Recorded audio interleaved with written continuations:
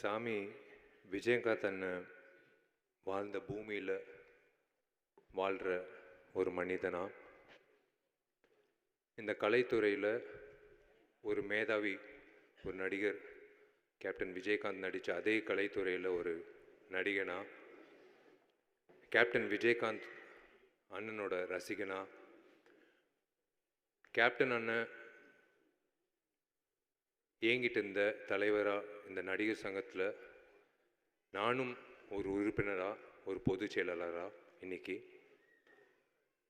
அதுபோக அவரோட கட்சி, இது நான் வெளிப்படையாக சொல்கிறதுல எனக்கு எந்த தயக்கமும் இல்லை. எனக்கு கொடுத்த தைரியம் அவர் தான். தேமுதிக கட்சிக்கு வாக்களித்த வாக்காளராக எல்லா வகையிலையும் நான் உங்களுக்கு இங்கிட்டு வந்ததுக்கு நான் நன்றி தெரிவிச்சுக்கிறேன். அதான் நிறைய பேர் சொன்னது மாதிரி இறந்ததுக்கு அப்புறம்தான் அவர் சாமின்னுவாங்க. வாழும்போதே சில மனிதர்கள் தான் அந்த பேர் வாங்கக்கூடிய ஒரு விஷயம். வாழ்ந்துட்டு இருக்கும்போதே அவர் சாமி அப்படின்னு பார்த்து வியந்து பார்த்த அத்தனை பேர், வெறும் சினிமா துறை மட்டும் இல்லை, இந்த அவர் அந்த ஏவியில் நீங்கள் பார்க்கும்போது யார் வந்தாலும் பட்னியாக போகக்கூடாது. அவர் அலுவலகத்துக்கு வந்த யாராக இருந்தாலும், அது சினிமா துறை சார்ந்தவங்க. நான் கேள்விப்பட்டது என்னென்னா, அசிஸ்டன்ட் டைரக்டர்ஸ், அப்போது ரொம்ப கஷ்டப்படுற அசிஸ்டன்ட் டைரக்டர்ஸ் அவர் ஆஃபீஸ்க்கு வந்தால் 3 வேளை சாப்பாடு போடுறதுக்கு ஒரு இடம் இருக்குன்ட்டு எல்லா உதவி இயக்குநர்களுக்கும் ஒரு பலம் இருந்தது. ஏன்னா அப்போது வாய்ப்பு தேடிட்டு இருக்கும்போது அவங்களுக்கு சாப்பாடு, உணவு தேவையில்லை. அது அவர் மனசில் இருந்து எல்லாருக்கும் சாப்பாடு சரிசமமாக இருக்கணும். படப்பிடிப்பில் சாப்பாடுன்ற விஷயத்தில் எந்த பாரபட்சம் பார்க்கக்கூடாதுன்ற வகையில் எங்களை மாதிரி இளைஞர்களை ஊக்கப்படுத்தின ஒரு சாமி விஜயகாந்த் அண்ணன். அவர் பாதையில் அப்படி பண்ணணுன்ற விஷயத்தில் நாங்களும் அந்த அந்த முயற்சியில் ஈடுபட்டோம். விஜயகாந்த் அண்ணன் மறைவு அப்போ இருந்திருக்கணும், கூட இருந்து நாங்கள் அந்த மரியாதை செலுத்திருக்கணும். அந்த நேரத்தில் நானும் ஊரில் இல்லை, கார்த்தியும் ஊரில் இல்லை. முதல்ல அந்த குடும்பத்துக்கு நான் மன்னிப்பு கேட்டுக்கிறேன். நான் சண்முக பாண்டியன்கிட்ட நான் ஒரே ஒரு விஷயம் நான் சொல்லிக்க விருப்பப்படுறேன்.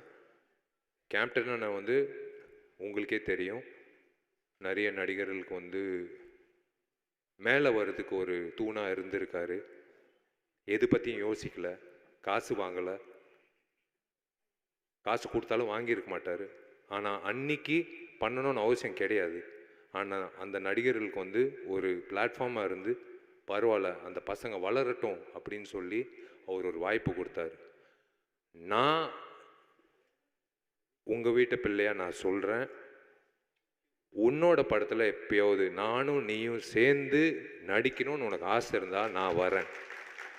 நான் உனக்காக ஒரு படத்தில் நான் உனக்காக அதே மாதிரி கேப்டன் அண்ணன் எப்படி ஒரு பிளாட்ஃபார்மாக அமைச்சு கொடுத்தாரோ, என்னை நீ பயன்படுத்திக்கிறதுக்கு உனக்கு ஆசையாக இருந்தால் நான் இருக்கேன் உனக்காக. கண்டிப்பாக இது வெறும் வார்த்தையால் நான் சொல்லலை. நீ எப்போ நீ சொல்கிறியோ அது ஒரு நல்ல திரைப்படமாக நான் உன்னோட கூட இருந்து ஒரு தூணாக இருந்து, நீ இதே மாதிரி அப்பா மாதிரி ஒரு பெரிய ஸ்தானத்துக்கு வரணுன்றது என்னோட ஆசை.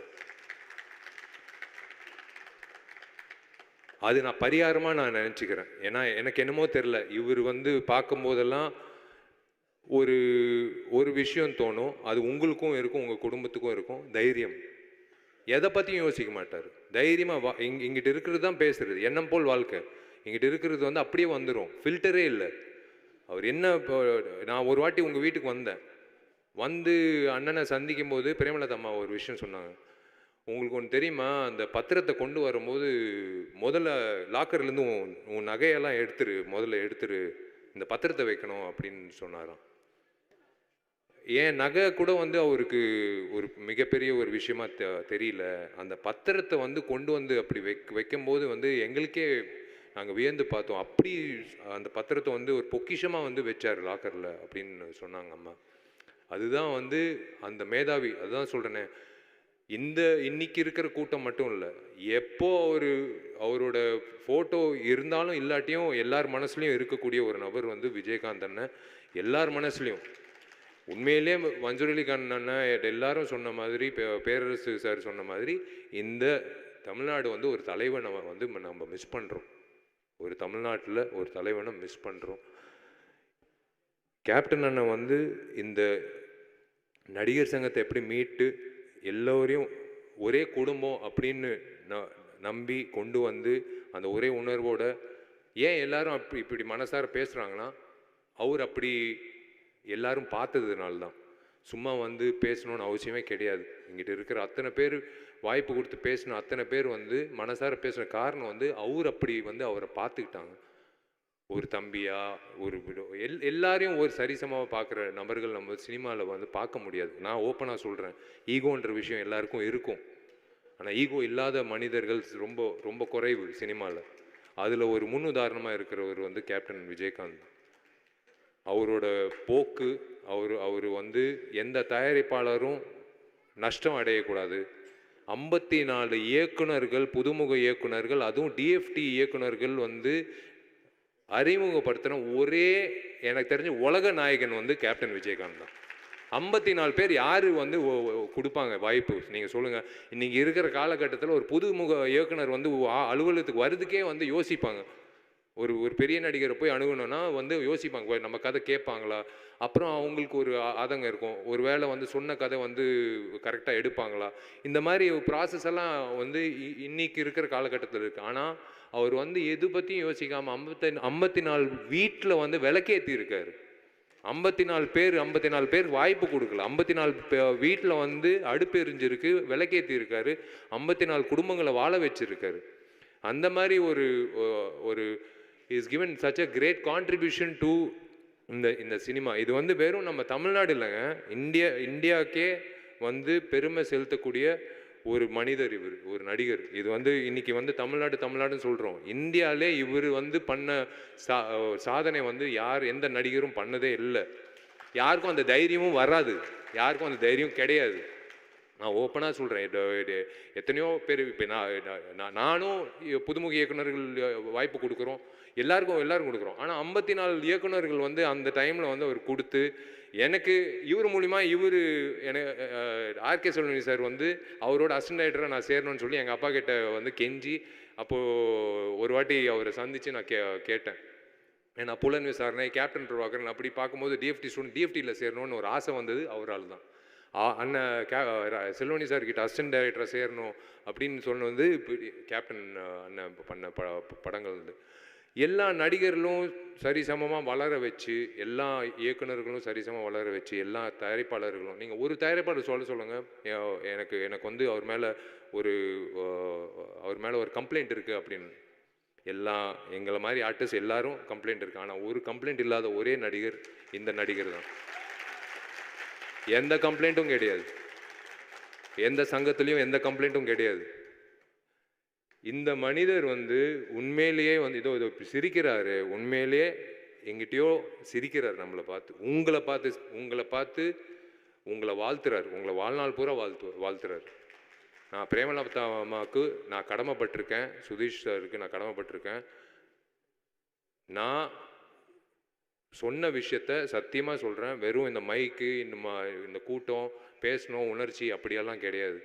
அவருக்கு நான் பண்ண வேண்டிய விஷயம் வந்து எனக்கு மனசார நான் சொல்ல வேண்டிய விஷயம் நான் உனக்கு சொல்கிறேன்.